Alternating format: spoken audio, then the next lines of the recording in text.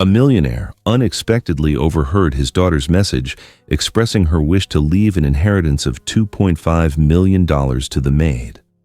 But then, the tycoon became determined to ensure the maid would not receive a single penny of the inheritance for this reason. Lily lay nestled in the king-sized bed, practically swallowed by the layers of cream-colored linens pressed so smooth there wasn't a single misplaced crease. At 6 years old, her body was as tiny as a kitten forgotten in the snow. Her thin fingers gripped a teddy bear with one tattered ear, her wide eyes glued to the ceiling. In this vast second-floor bedroom, the air was thick with the scent of antiseptic, blended with expensive wax-scented candles, creating a suffocating aroma of wealth devoid of life. The heavy oak door cracked open, pushing in a draft of cold air from the hallway air conditioner. Arthur entered. He was still in the sharp Armani suit from the morning board, meeting his tie slightly loosened, but his expression was intensely strained. The blue light from his phone screen illuminated the powerful man's face, highlighting the worried lines around his eyes. His gaze quickly swept over the heart rate monitor next to the bed, which blinked steady green numbers. "Daughter, Daddy's home?" Arthur said, his eyes still fixed on the emails scrolling continuously on his phone. He strode quickly to the bedside, placing a large cold hand on Lily's forehead. The touch lasted less than 2 seconds, just long enough to reassure himself the child didn't have a fever, but not long enough to feel the slight trembling beneath her pale skin. Lily stirred softly, her dry lips moving slightly. "Did Daddy bring—" "Oh, the present." Arthur interrupted, his hand instinctively patting his daughter's shoulder through the thick blankets, a mechanical gesture like approving a routine document. "Next time, princess, I promise. The trip to Paris next week, I'll bring you the biggest doll in the store." "Okay." The phone in his hand vibrated urgently, signaling a crucial call from London. Arthur recoiled, his hand as if burned. He turned his back immediately, his steps quickening toward the door. "I have to go. Important meeting. Sleep well." Lily didn't reply. She just lay there watching her father's broad back disappear behind the closing door, taking with him the small bit of warmth that had briefly ignited. The sound of expensive leather shoe soles tapping on the hardwood floor faded into the distance and stopped, leaving absolute silence. She sighed. A heavy, intermittent breath, typical of children with ailing hearts. By the age of 6, Lily had learned to befriend this silence, understanding that adult promises were sometimes lighter than the dust motes suspended in the faint light of the night lamp. 5 minutes later, the door opened again. There was no hurried footsteps, only a chilling composure. Eleanor entered. Lily's stepmother always appeared like a perfect statue carved from marble. Her golden hair was neatly pinned back, not a single baby hair out of place, and her navy blue silk dress hugged her straight posture. She didn't bring the clamor of the outside world like Arthur, but rather a frigid order. She didn't look at Lily immediately. Her high heels clicked a steady rhythm on the wooden floor, guiding her directly to the medicine table in the corner. She picked up the list of medical orders, her slender fingers tracing each line of text, cross-referencing it with the medicine bottles neatly lined up on the silver tray. Her ash-gray eyes narrowed, scrutinizing every milligram of dosage. Everything in this house under her management had to operate perfectly and precisely, including her husband's fragile daughter. Finished, she finally turned and walked toward the bed. Eleanor stood there looking down at Lily. Her gaze held no pity nor any feigned gentleness. It was a scrutinizing look evaluating the biological status of a living organism. "Did you take your medicine?" Her voice rang out low, and even without inflection. Lily nodded slightly, clutching the teddy bear tighter. Eleanor reached out. Her manicured fingers hovered in the air, aimed toward Lily's shoulder. For a split second, it seemed she intended to do something unusual, a comforting pat or perhaps adjusting a stray lock of hair, but then her hand froze. Her fingers slowly curled into a fist, then quickly retreated behind her back. Instead, she leaned down and grasped the edge of the blanket. The movement was decisive and skillful. She pulled the blanket up to Lily's chin, smoothing out the wrinkles on the sheet. The care was so precise, it lacked the warmth of human affection. Good. Go to sleep. It's 8 o'clock, Eleanor said, glancing at her wristwatch. She gave Lily a nod, a formal acknowledgement reserved for a business partner, then turned to dim the overhead light. Click. The room plunged into a soft darkness, illuminated only by the faint blue light from the air conditioner and the numbers dancing on the heart rate monitor. Eleanor left, closing the door gently but firmly, as if locking Lily into a safe but stuffy glass box. Lily lay alone, listening to the hum of the air conditioner. That steady sound was the only thing confirming the time was still moving. She couldn't sleep. The silence scared her. It reminded her of the chest pains that could arrive at any moment. She reached under her pillow, pulling out a crumpled drawing and a few blunt crayons. In the dim light, Lily began to draw. She pursed her lips, trying to color a daisy in the corner of the paper, but sudden exhaustion overwhelmed her, and her eyelids drooped. The crayons slipped from her weak fingers, rolling onto the stark white sheets. She gave up, ready to drift into another endless night. Tap, tap, tap. 3 knocks. Lily jolted awake, her eyes wide. Her heart skipped a beat, but not from pain, from novelty.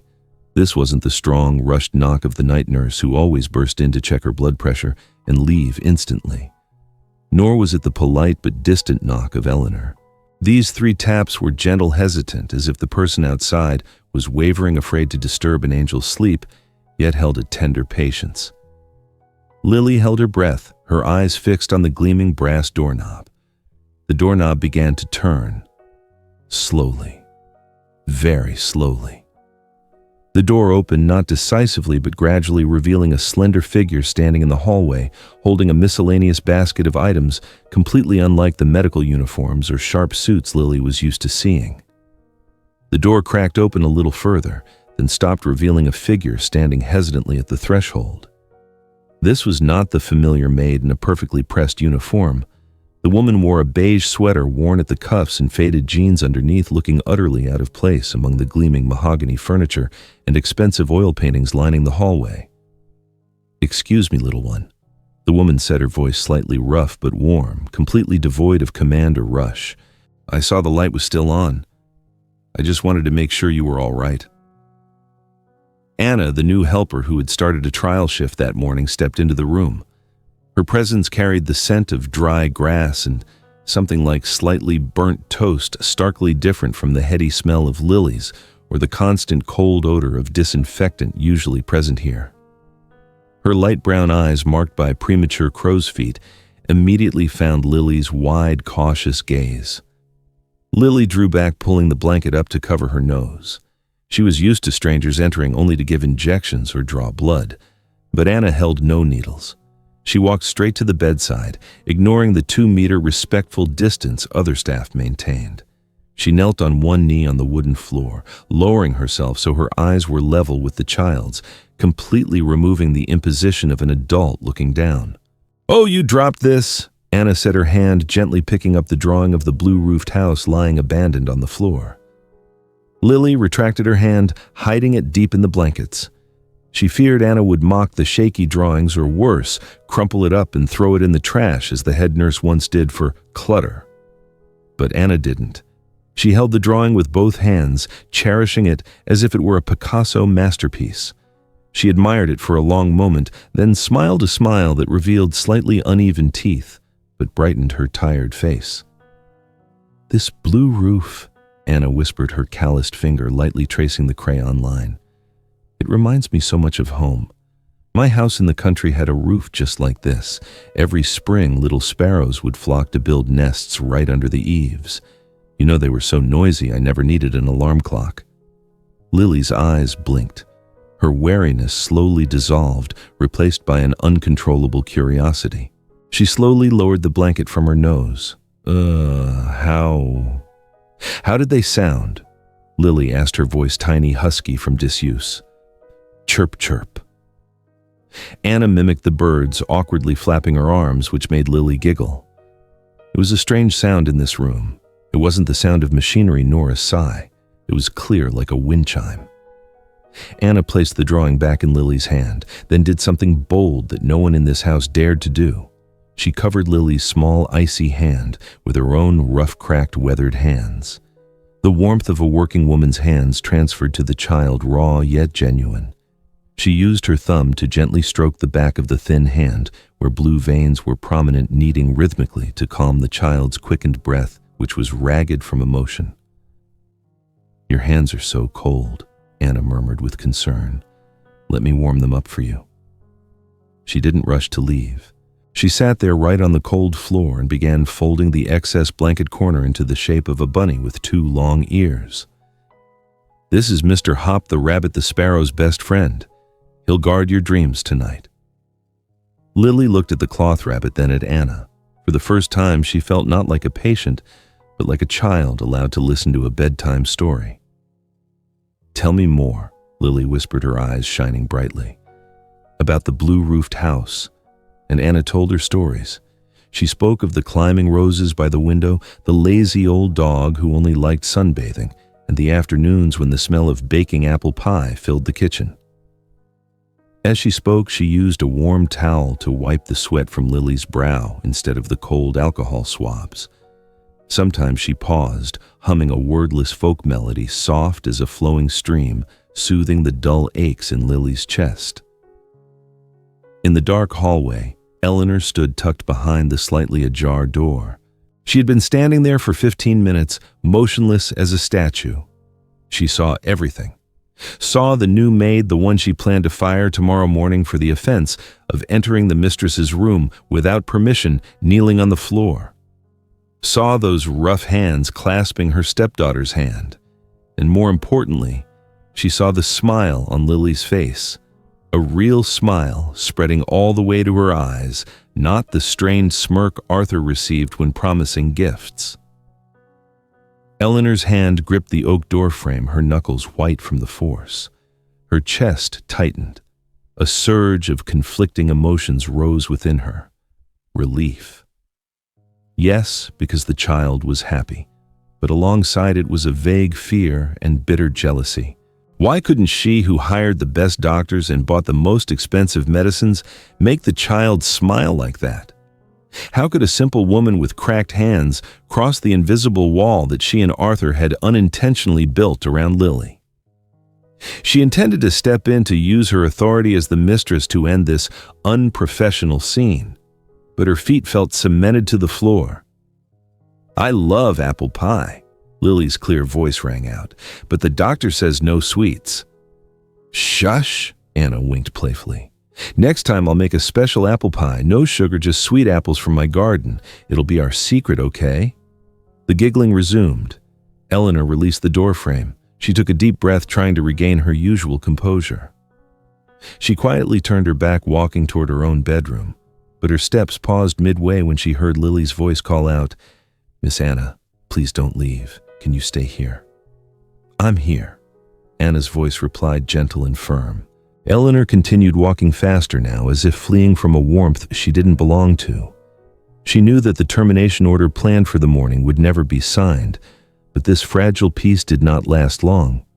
Suddenly, from the front yard, a blare of car horns shattered the quiet night of the wealthy suburb. A long, rude, and challenging honk entirely inappropriate for the hour. Next came the aggressive slam of a car door, followed by the clack of high heels, striking the marble floor in the ground floor lobby, echoing all the way up the wooden staircase.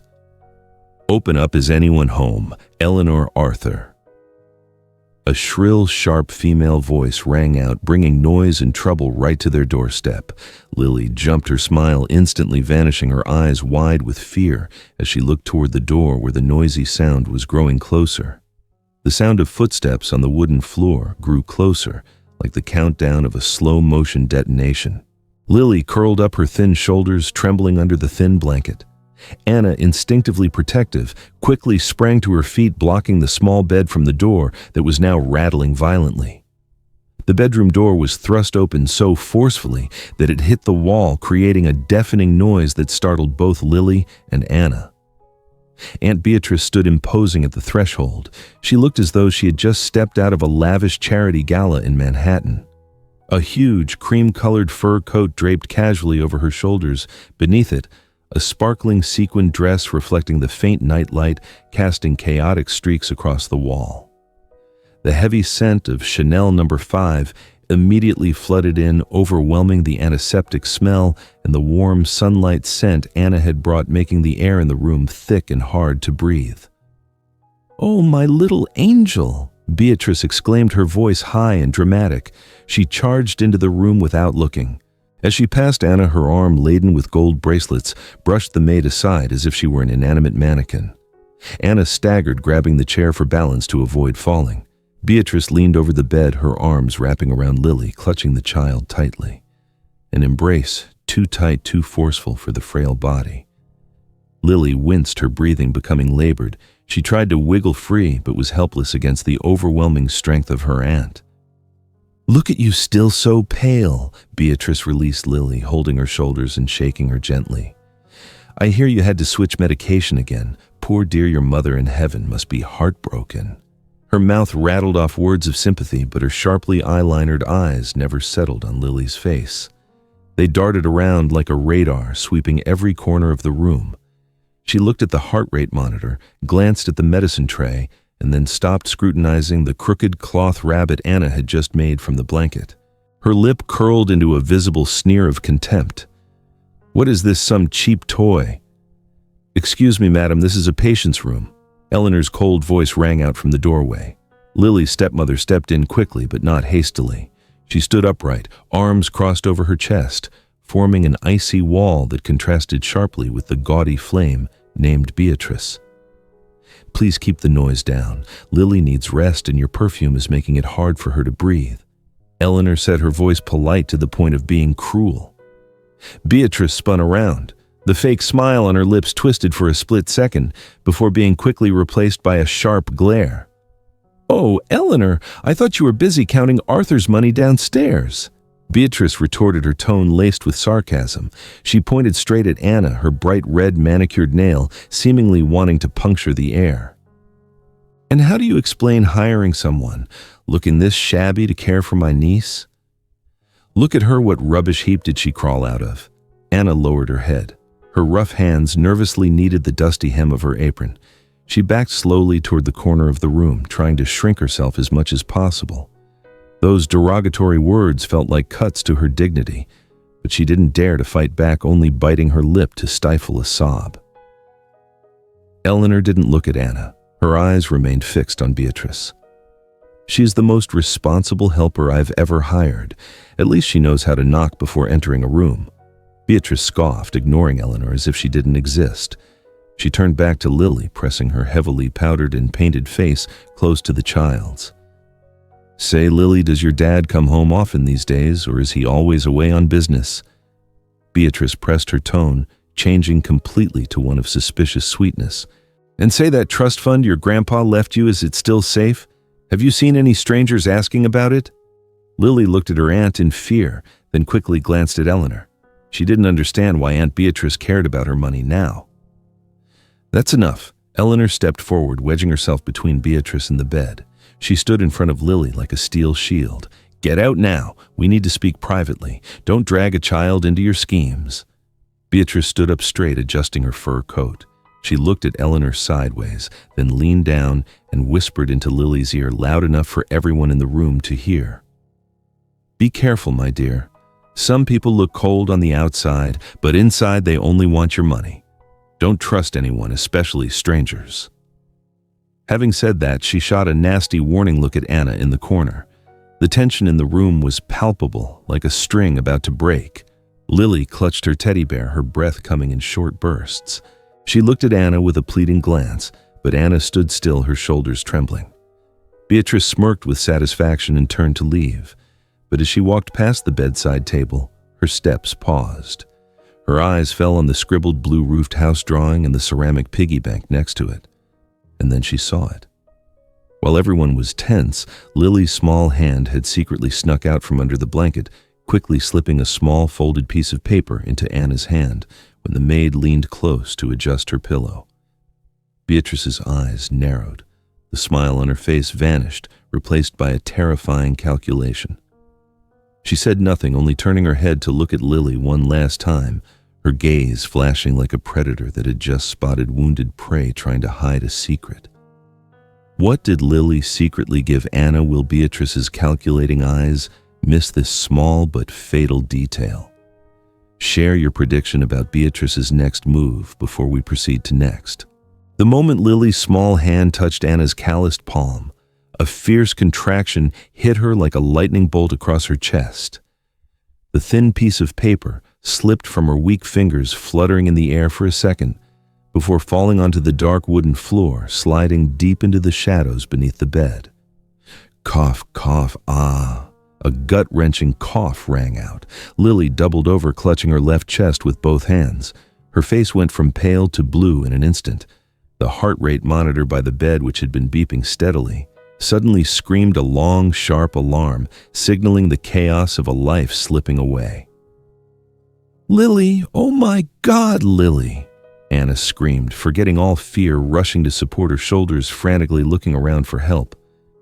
Beatrice stood rooted to the spot, hand covering her mouth, her eyes wide, not with worry, but because her internal calculation had been violently interrupted.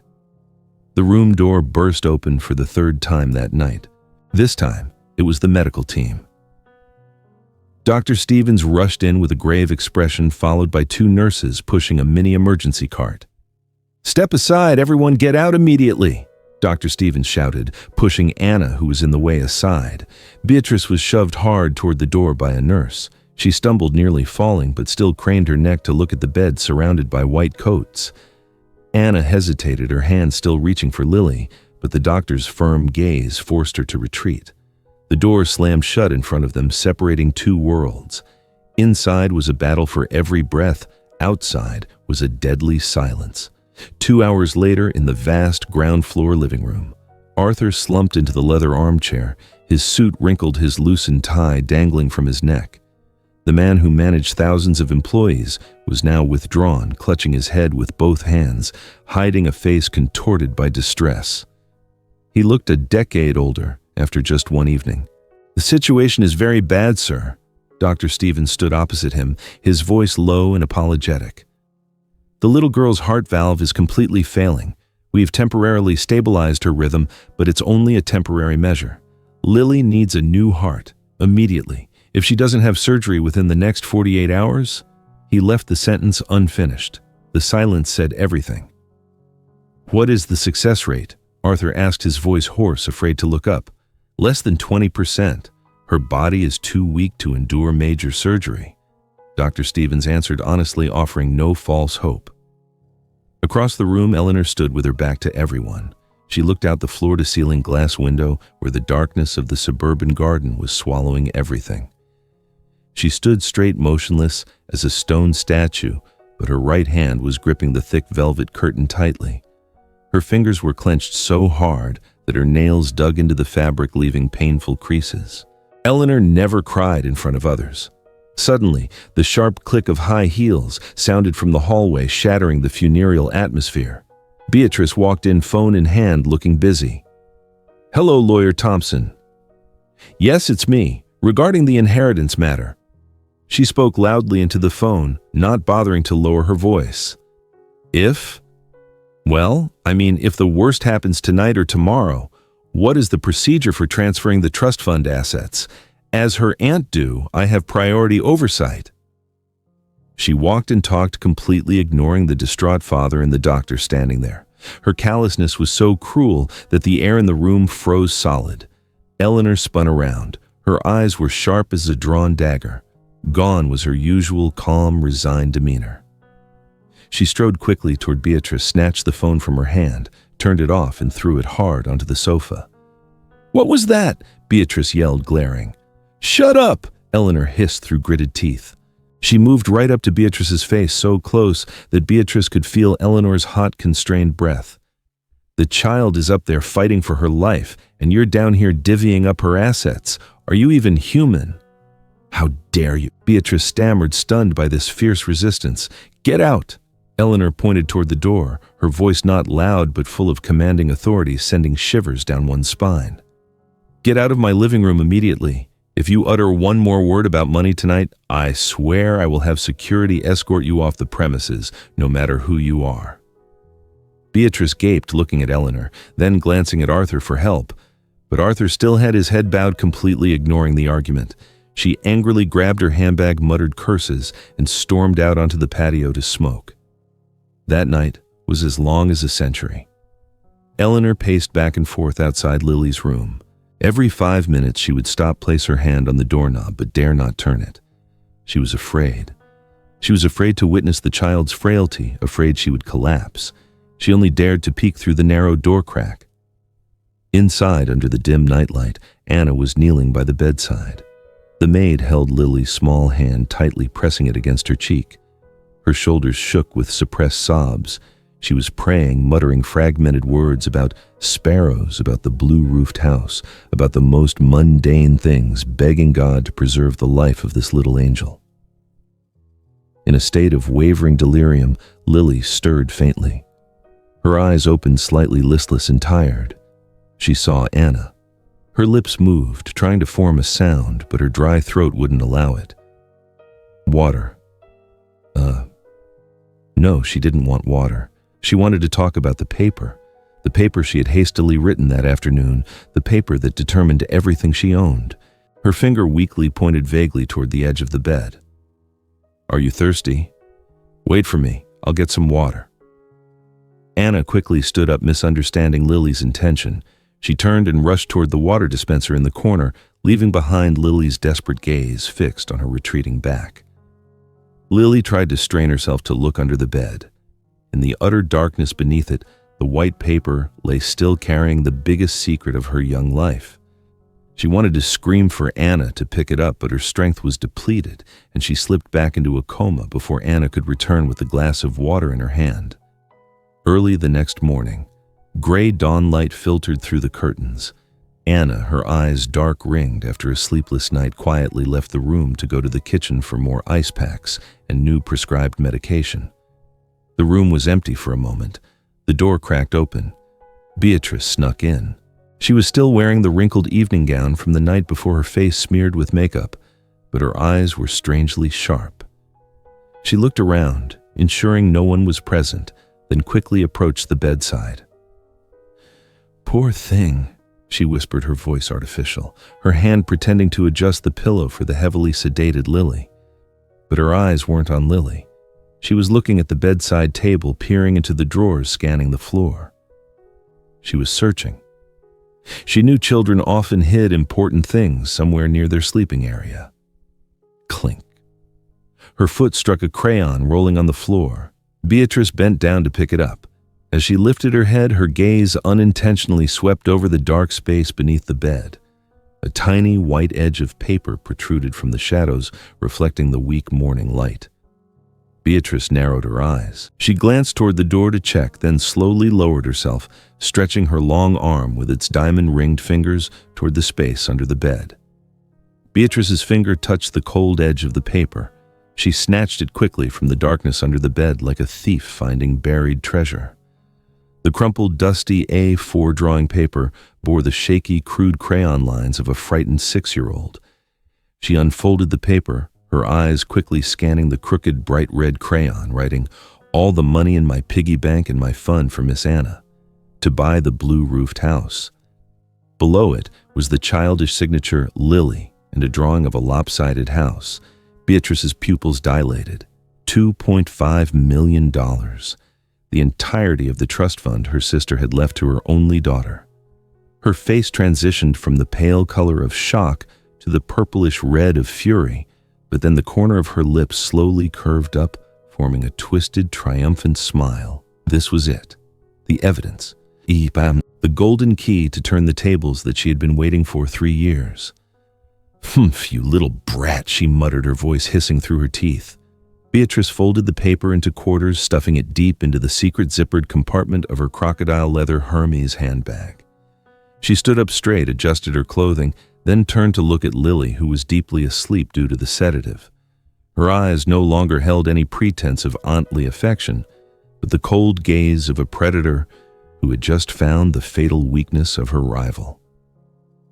"Sleep tight, princess," she whispered, her voice laced with sarcasm. "Auntie will protect your assets very well." She turned on her heel and quickly left the room, leaving behind the fragile quiet that had just been stolen. Just 2 minutes later, Anna returned with the medicine tray, completely unaware of the storm that had just swept through the room. Beatrice did not go home. She drove her bright red Mercedes straight to downtown Manhattan, stopping in front of an old office building tucked away in a small alley. "I need everything on this woman." Beatrice threw a thick envelope of cash onto the messy desk of private investigator Joe. "Her name is Anna Smith, the maid at Arthur's house. Her past debt's boyfriend's criminal record, anything that can turn her into a greedy villain. I need the file on my desk before lunch." The investigator held up the discreet photo of Anna, examining it under the desk lamp, nodding repeatedly as he counted the stack of money. Beatrice sneered, turned, and walked out, her high heels clicking a triumphant rhythm on the decaying wooden floor. At the hospital, Lily woke up. The chest pain had subsided slightly thanks to the high-dose painkillers, but her mind was in total panic. She reached under the bed where she distinctly remembered dropping the paper. Nothing.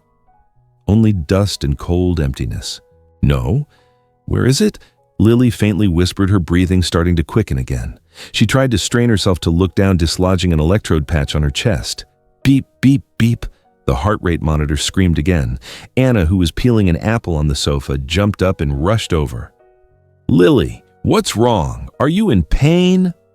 Anna panicked, her hands trembling as she stroked Lily's forehead. The paper!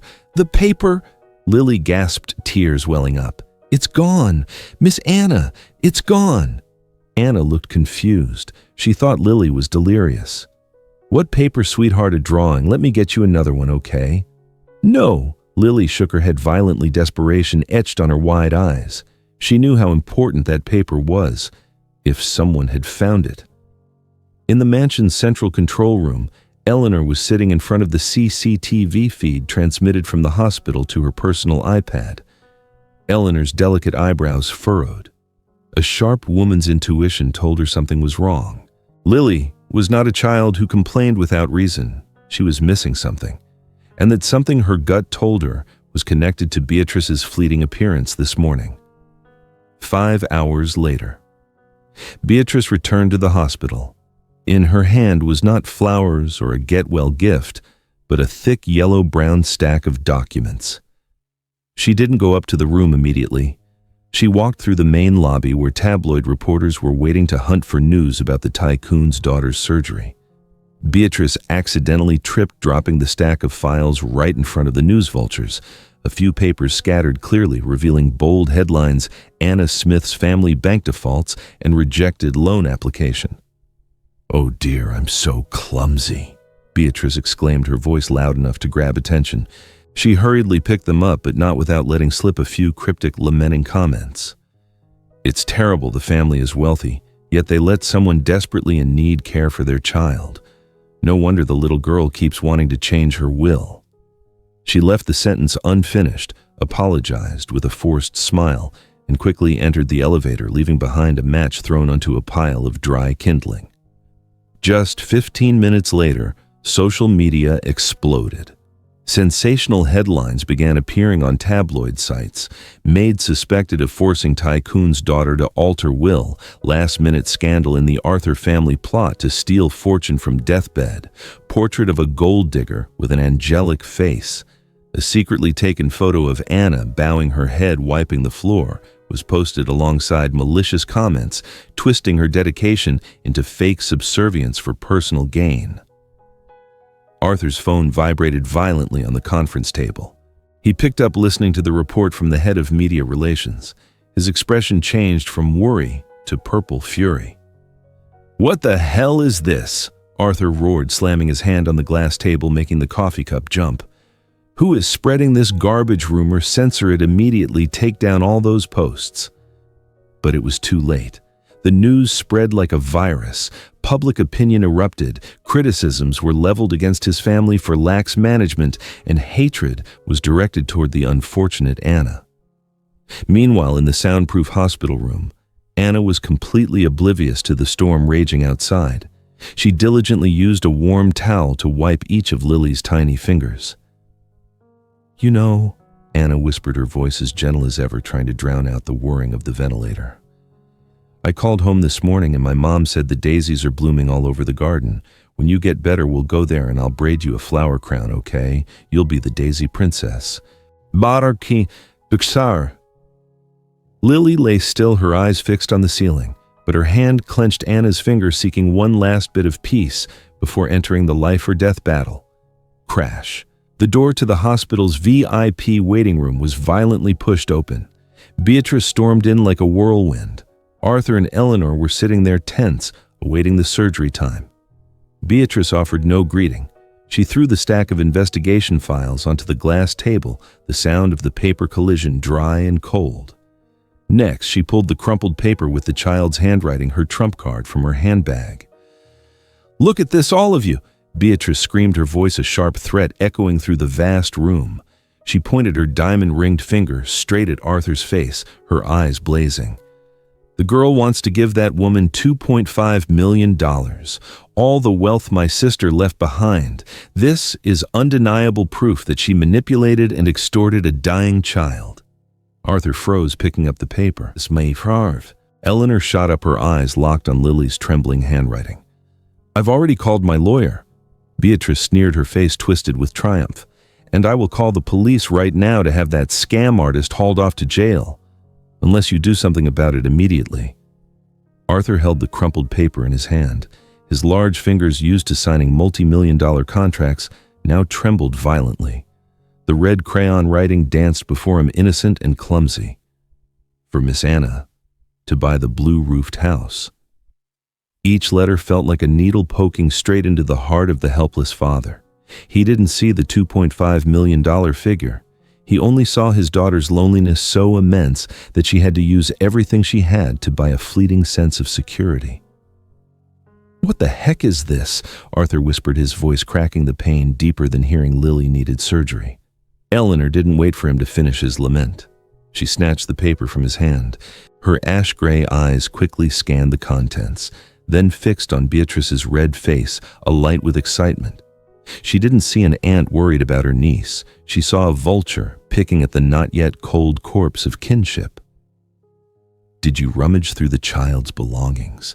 Eleanor asked, her voice icy. "I am protecting this family's assets," Beatrice shouted, completely unapologetic. She pulled out her latest iPhone, her thumb hovering over the screen.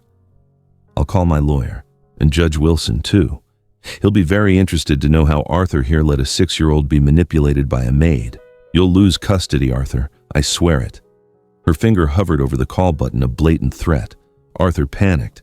He looked at Eleanor, then at Beatrice. Family honor, company stock, and most importantly, peace for Lily's surgery. He couldn't let the police storm in right now. "Call Anna down here," Arthur said, his voice weary and resigned. "Immediately." Pfft. 3 minutes later, Anna walked into the VIP lounge. She was still wearing her simple maid uniform, her hands still wet from washing a towel for Lily. She looked around, confused by the tense atmosphere, feeling like a lamb wandering into the wolf den. "What is the matter, sir and madam?" Anna spoke softly, her eyes meeting Beatrice's sharp glare before quickly lowering them. "Take this." Beatrice crumpled the paper and threw it hard at Anna's chest. It bounced off, falling onto the cold tile floor at her feet. "Read it. Read it out loud so everyone can hear what you made the child write," Beatrice hissed, stepping closer, poking her index finger at Anna's forehead. "Do you think everyone in this house is stupid, seducing a dying child to steal her wealth? What kind of monster are you?" Anna trembled, bending down to pick up the paper. When she read the shaky writing, her eyes widened in shock. Tears poured out uncontrollable. She wasn't crying because she was accused. She was crying because of Lily's heartbreakingly pure love. To buy the blue-roofed house. The child remembered every story she told. I swear to God," Anna sobbed, her voice breaking into pieces. Lily just liked to hear stories. I didn't know she wrote this." "Don't bring God into this," Beatrice cut her off, her voice shrill like metal scraping glass. Your family's debt records are right there on the table. You need money to pay off debts, don't you? You exploited her sympathy. No, it's not true. Anna shook her head wildly, tears blurring her vision. She turned to Arthur, sinking to her knees on the floor, her hands clasped together, begging. Master, please believe me. I don't need money. I can work for free. Please just let me stay with Lily. She needs me. She's scared of the surgery. I just want to hold her hand. Arthur turned away. He looked out the window where the flashing lights of reporters were visible outside the hospital gate. He didn't dare look into those sincere eyes. He knew Anna was innocent, but her innocence couldn't save his reputation right now. Beatrice scoffed, crossing her arms triumphantly, watching Anna kneeling at her feet. Eleanor remained seated on the leather sofa. She hadn't said a word until now. Her face was as expressionless as a wax statue, but her eyes were working overtime. She observed Beatrice's glee, her husband's weakness, and Anna's desperation. In her mind, gears were turning at lightning speed. A crazy and risky plan was forming. She needed to sacrifice a pawn to save the entire chessboard. Outside, the noise from the crowd was growing louder. The distant sound of police sirens began to echo. Pressure was mounting in the room. If not resolved immediately, Beatrice would indeed call the police, and Lily would wake up to a legal mess instead of her family's embrace. Arthur sighed heavily. He turned back, about to fire Anna to end this drama. Anna, I'm very sorry, but stop! Eleanor's voice rang out, not loud but firm, cutting Arthur off. She stood up, slowly, authoritatively. She raised her hand, signaling Arthur to be silent. A cold determination flashed in her eyes, making even Beatrice quiet down. Eleanor walked over to Anna. The maid was still kneeling and weeping, looking up at her mistress with faint hope. Eleanor looked down. She didn't help Anna up. She didn't offer comfort. She just stood there, tall and distant. She turned to look at her husband, then gave Beatrice a quick glance, the look of someone setting a trap. Firing her now only proves we are scared and trying to cover something up, Eleanor said to Arthur, her voice terrifyingly composed. I have a better solution, once and for all. She turned back to the trembling Anna at her feet, then continued enunciating every word clearly, as if passing judgment. We will proceed exactly according to the law, right now. Eleanor decides to use the law instead of emotion to intervene. Is this the stepmother's ultimate cruelty or a high-stakes move to silently save the situation? What do you think Anna's fate will be after this cold declaration? Share your thoughts and read the next chapter to find out the truth. Eleanor gripped Arthur's elbow, pulling him into the small office adjacent to the VIP lounge. The oak door slammed shut, cutting off Beatrice's sneering laughter and Anna's choked sobs. Outside, Anna remained kneeling on the cold floor, her thin shoulders trembling alone amidst the triumphant glee of the winner and the silence of the powerful. In the enclosed space with just the two of them, Eleanor released her husband. She leaned her back against the door, taking a deep breath to regain her usual composure, but her chest still heaved violently. We have no other choice, Arthur, Eleanor said, her voice lowered but every word clear. We must declare Lily incompetent. Arthur froze, his eyes wide with horror. What are you talking about? Declare her incompetent? She's on an operating table fighting for her life. You want me to hurt her further? Don't you understand? Eleanor stepped forward, grasping her husband's shoulders, her gaze fixed on his, fierce and painful. Beatrice doesn't care about Lily. She only cares about the trust fund.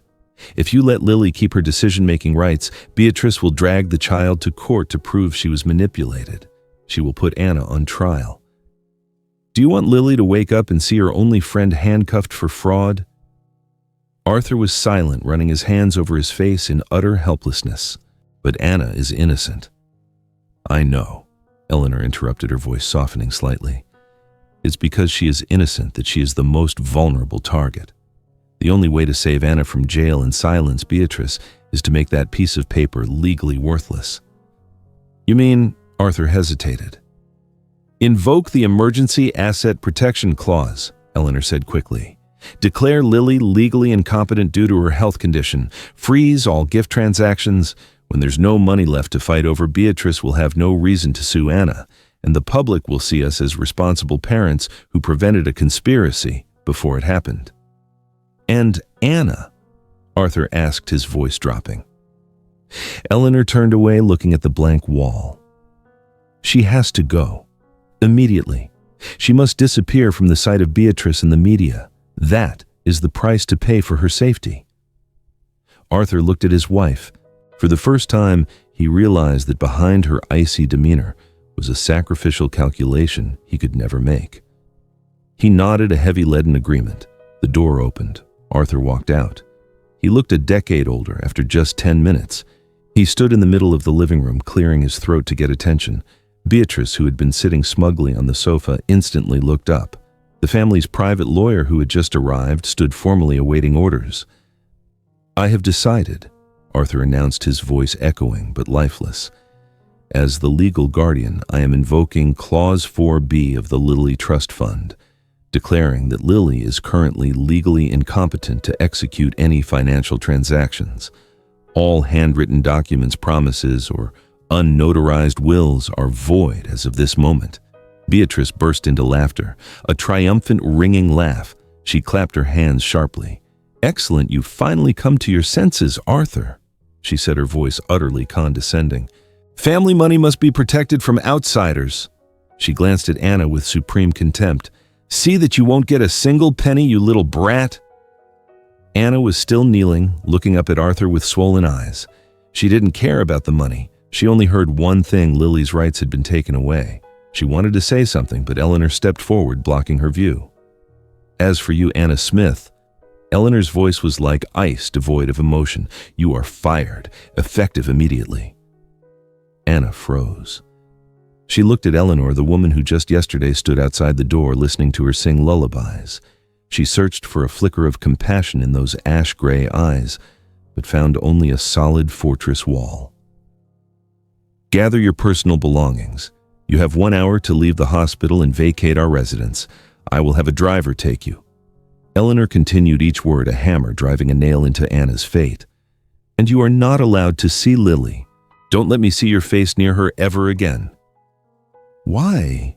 Anna whispered, her voice cracking in her throat. "I just want to say goodbye." "Leave now," Eleanor snapped, raising her voice for the first time, "before I change my mind and let Mrs. Beatrice call the police." Anna staggered to her feet. She looked at Arthur, who had his head bowed. She looked at Beatrice, who was smirking. And finally, she looked at Eleanor with the eyes of a wounded animal rejected by its own owner. Hurt, betrayal, and profound disappointment filled those gentle brown eyes. She said nothing more. She bowed her head, turned, and slowly walked out of the room, leaving behind the powerful people scheming over a child's love. 1 hour later. The hospital gate was packed with reporters. Rain began to pour down, a heavy deluge soaking the black asphalt. Anna stepped out. She clutched an old cloth bag containing only a few changes of clothes and the teddy bear with the torn ear that she hadn't had time to mend for Lily. Flashlights blinked continuously, blinding, merciless. "Miss Anna, is it true you forced little Lily to sign the paper? Are you trying to escape? How do you feel about being fired?" The questions were like knives slicing at her dignity. Anna kept her head down, covering her eyes, trying to navigate through the chaotic crowd to find the waiting taxi. She wasn't crying anymore. Her tears had dried. Only an infinite emptiness remained. On the 6th floor of the hospital, Eleanor stood by the reinforced glass window. She looked down at the tiny figure struggling amidst the crowd and the pouring rain below. Her face maintained its icy composure, not a single muscle twitching. But the hand resting on the windowsill was trembling violently. She clenched her fist, her nails digging into her skin to stop herself from smashing the glass and screaming. "Forgive me," she whispered, her voice vanishing into the sound of the rain hitting the glass. "Please forgive me." In the recovery room, Lily woke up from a brief drug-induced sleep. The room was empty. No Anna sitting beside her, no lullabies, only the soulless, steady sound of the ventilator. But strangely, Lily did not cry. She didn't panic or call Anna's name as everyone feared. She lay still, her wide eyes fixed on the stark white ceiling with a calmness that was unnerving. Her small, pale hand slowly fumbled beneath the pillow. Her fingers touched something hard and cold. It wasn't the teddy bear. It wasn't the drawing. It was a tiny black voice recorder, something Eleanor had secretly tucked in there while adjusting her pillow before leaving to face the storm. Lily gripped the object in her hand, sensing the weight of the secret it held, and waited. Lily pulled the blanket over her head, forming a small white cocoon in the world of noise and separation. Her tiny, trembling fingers fumbled with the cold recorder, then pressed the play button hard. A faint static sound, followed by Eleanor's voice, not her usual cold, commanding tone, but a rushed whisper, as if afraid of being overheard. "Lily, listen to me. Things will be very difficult, but you must trust me. Anna didn't abandon you. She left to be safe. Keep completely silent. I will fix everything. Sleep well, and when you wake up, you will understand." The recording stopped. Lily tightly closed her eyes, swallowing the hot tears. Her throat was constricted, but the small frantic heart beating in her chest suddenly calmed down. She hid the device deep inside the stuffing of the teddy bear, then lay still, breathing deeply the familiar antiseptic scent. Click. The room door opened. 2 nurses wheeled in a cold gurney. The moment had arrived. "Ready, little soldier?" The nurse smiled, but the smile couldn't hide her anxiety. Lily didn't answer. She obediently let them lift her onto the gurney. As the wheels started to roll, Arthur rushed over, clutching his daughter's cold hand. His eyes were red and swollen. "Daddy's here, Lily. I'll be waiting for you right outside the door." Arthur said, his voice broken. He kissed her forehead, a salty kiss tasting of tears. But Lily didn't look at her father. Her wide eyes quickly glanced past his shoulder, searching for another figure. In the dark corner of the room, Eleanor was standing against the wall, arms crossed over her chest, her face still maintaining a look of indifferent composure. When their eyes met, Eleanor nodded slightly. A very subtle nod, almost imperceptible. But for Lily, it was a promise more secure than any legal document. She closed her eyes, relaxed her body, letting the gurney pull her down the long, secluded corridor leading to operating room number 1. The red light above the operating room door flashed brightly like a giant eye, guarding the boundary of life and death. The hospital corridor, which should have been quiet, had turned into Beatrice's theatrical stage. She stood before a group of reporters pointing cameras at her face, using a handkerchief to dab crocodile tears on her smeared, heavily powdered cheeks. "My family is going through hell," Beatrice sobbed, her voice dramatically trembling. "My niece is fighting for her life, while her father is too weak to protect her assets from the greedy. I had to step in, yes, her aunt, to clean up this mess." She glanced at Arthur, who was slumped on the waiting bench a few feet away, then returned to the camera, continuing her monologue about blood ties and responsibility. Arthur heard nothing. He covered his ears, his eyes glued to the closed operating room door. He was exhausted. He didn't care what Beatrice said, whether she played the hero or the victim. All that mattered was that his daughter survived. At the end of the hallway, Eleanor quietly separated herself from the crowd. She walked into the secluded emergency staircase where the neon light flickered and the cold smell of cigarette smoke clung to the walls. She pulled out her second phone, the one not registered under her name. She dialed her private lawyer, Mr. Blackwood. "Sell it," Eleanor said, concise and cold. "Are you sure, Mrs. Eleanor?" The lawyer's voice hesitated on the other end. "That is your mother's inherited jewelry collection. Those diamonds are priceless." "I don't need diamonds to wear to the funeral," Eleanor cut him off. "Sell all of it tonight. I need the cash transferred to an anonymous trust account." "Yes, madam."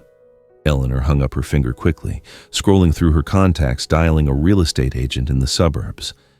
"The house at 42 Oak Lane, the one with the blue roof," she said, her voice more urgent. "Did the owners agree to sell?" "They accepted your price, but they need the down payment immediately." "I will transfer the full cash amount. Prepare the documents to transfer the title to a beneficiary named Anna Smith.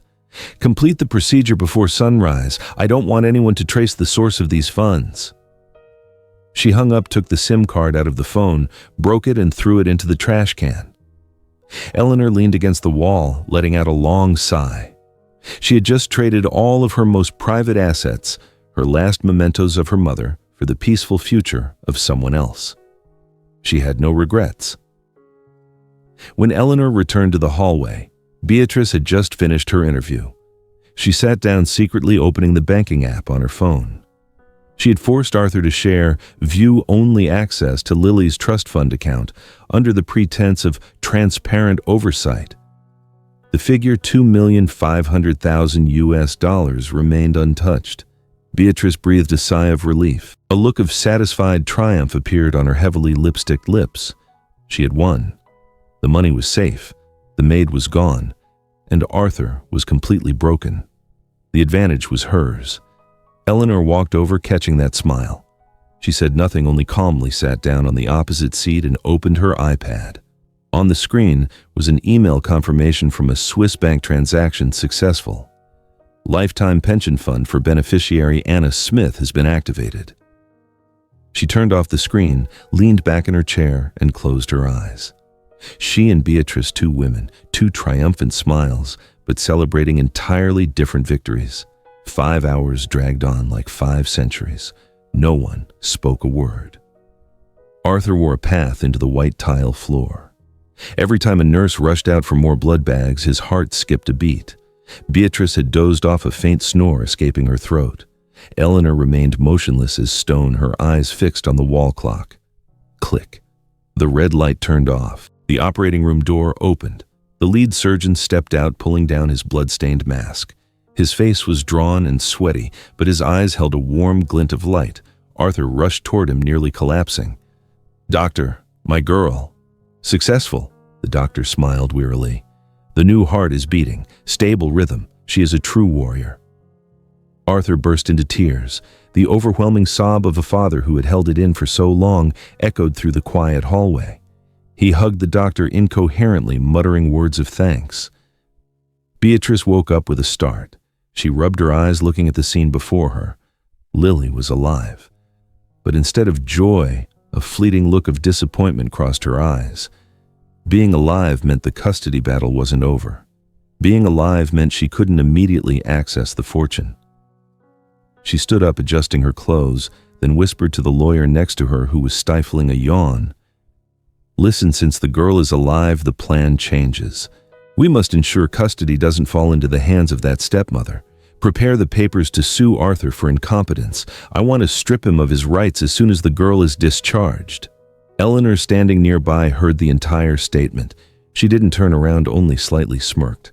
She knew the real battle was just beginning, but this time she had her secret weapon ready.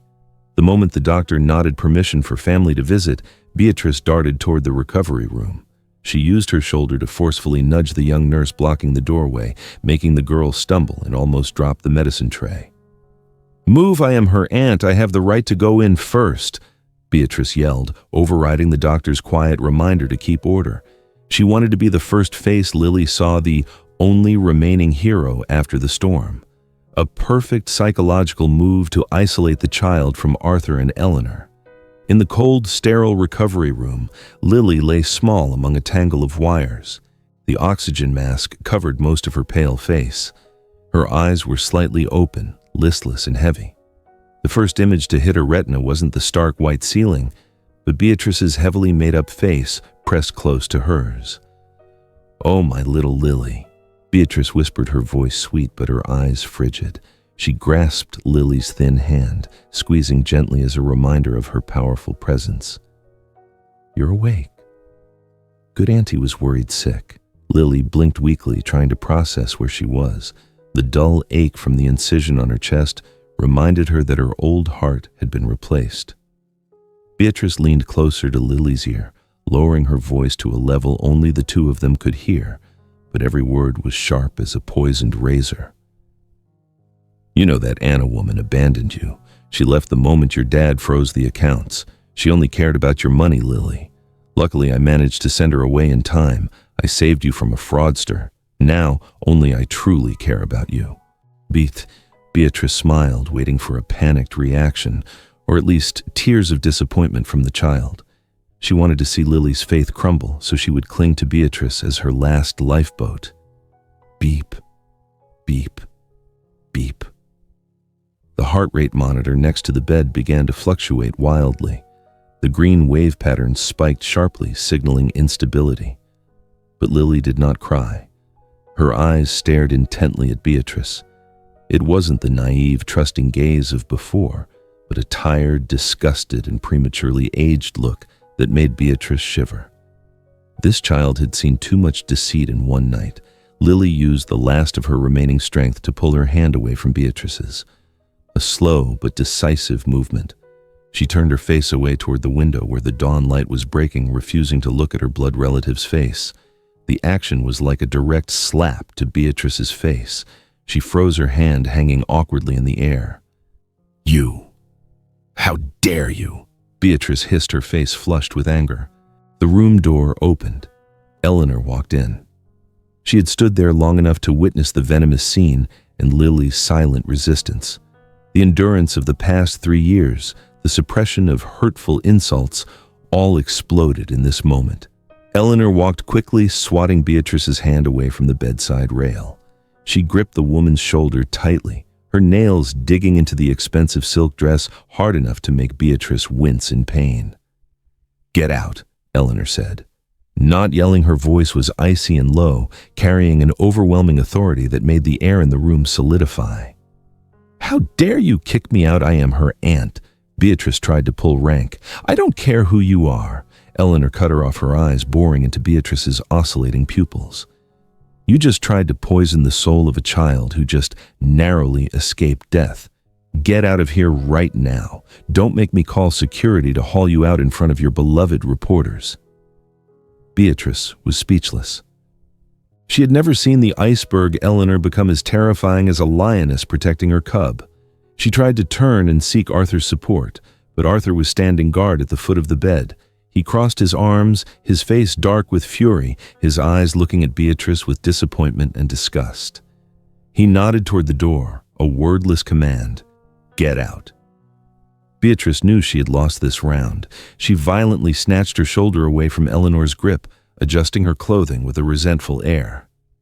"Fine. You all play the happy family role," Beatrice sneered, trying to salvage the last shred of dignity. "The girl's alive now and the money is safe. I'm still overseeing the trust fund. You haven't gotten rid of me yet." She shot Eleanor a final hateful glare and stormed out, the click of her high heels on the floor sounding sharp and irritated. The door closed. Silence returned to the room, but this time it was a peaceful quiet, no longer suffocating. Eleanor sighed, her shoulders slumping slightly. She turned back to Lily. The child was looking at her intently. No more distance, no more fear. Eleanor approached, and instead of keeping the usual 2-meter distance, she sat down on the edge of the bed. She took a silk handkerchief from her pocket, gently dabbing the beads of sweat on Lily's forehead. Her movement was soft, caring, unlike her usual rigidness. Lily looked at Eleanor, her dry lips moving. No sound came out, but Eleanor read the words from her mouth. "Where is she?" Eleanor smiled. A rare, warm, and mysterious smile. She didn't answer right away. She slowly pulled a new iPad from her handbag, placing it on the movable bedside table in front of Lily. The iPad screen lit up brightly, breaking the sterile white color of the hospital room with a dazzling, vivid blue. Not the ceiling, not the IV lines. It was the sky. A clear, cloudless sky beneath it, a lush green lawn dotted with pure white daisies swaying in the wind. And in the middle of this heavenly scene, Anna stood. She was no longer wearing the gray maid uniform. She wore a light yellow floral dress, her hair neatly tied back with a blue ribbon. Behind her was a charming small wooden house with a deep blue tiled roof, exactly like the scribbled drawing Lily had made. "Hello, my daisy princess." Anna waved, her familiar voice ringing out from the speaker, warm and trembling with emotion. "Can you see the sparrows have come home to build nests?" Lily's eyes widened to their fullest extent, her breath seemingly stopping. Her small hand trembled as it reached out, touching the cold screen, but feeling warmth spreading through her chest. "Miss Anna," she whispered faintly, her voice breaking with happiness. "Are you really at the blue-roofed house?" "Yes, it's our house." Anna nodded, tears streaming down her cheeks, but her smile was brighter than ever. Eleanor gently placed a hand on Lily's shoulder, her deep voice sounding in the child's ear. "She didn't abandon you, Lily. I bought that house for her. With my own money, nothing to do with the trust fund or Aunt Beatrice. She will live there safe and free, waiting for the day you get well enough to visit." Arthur stood nearby, stunned, looking at his wife. He looked at Eleanor's determined eyes, then at Anna's happy smile through the screen. He suddenly understood everything. The coldness, the cruel decision to fire her on the rainy night. It was all a perfect act to protect Anna from Beatrice's claws. Eleanor had quietly sold her most precious belongings to buy peace for this family. Lily turned to look at her stepmother. In those innocent eyes, the image of the iceberg mistress had vanished, replaced only by the brave woman who had silently sheltered her dream. "Thank you, Mom," Lily whispered, calling her mom fully for the first time. In another place, in a luxurious Manhattan apartment, the sound of shattering porcelain rang out. Beatrice screamed in helpless rage as her lawyer informed her she had no right to interfere with Eleanor's private assets. She had kept the meaningless pile of money, but had utterly lost the power struggle. Back in the hospital room, Eleanor leaned down. For the first time in 3 years, she opened her arms wide, embracing her husband's daughter. No more distance, no more hesitation. Lily nestled her head into her mother's shoulder, inhaling the elegant scent mixed with warm sunshine, the scent of love. The new heart in Lily's chest beat strongly, thump, thump, merging with the heartbeats of Eleanor and Arthur, who were embracing both mother and daughter. On the screen, Anna held up a heart-shaped cookie. "Get well soon, the tea party is waiting." Bright golden sunlight poured through the window, completely chasing away the darkness and the smell of antiseptic. A new chapter, warm and full of hope, had truly begun. The story has shattered the familiar stereotype of the stepmother figure. Eleanor proved that the deepest love sometimes wears the guise of coldness and reason. She accepted the role of the villain, enduring misunderstanding to gain absolute safety for the one she loved. This is evidence that silent understanding and protection are worth more than any empty, sweet words. Money, if not given correctly, can become a disaster instead of a gift. Giving someone peace is more valuable than giving them a dangerous fortune. Do not judge people by their appearance or their smooth words. Those who speak well are not always sincere, and those who are strict and reserved might be the ones willing to sacrifice the most when the storm hits. Note: the story above is completely fictional. The names of characters, locations, and plot details have been constructed for the purpose of illustrating the educational and artistic message. Any resemblance to real people or actual events is purely coincidental.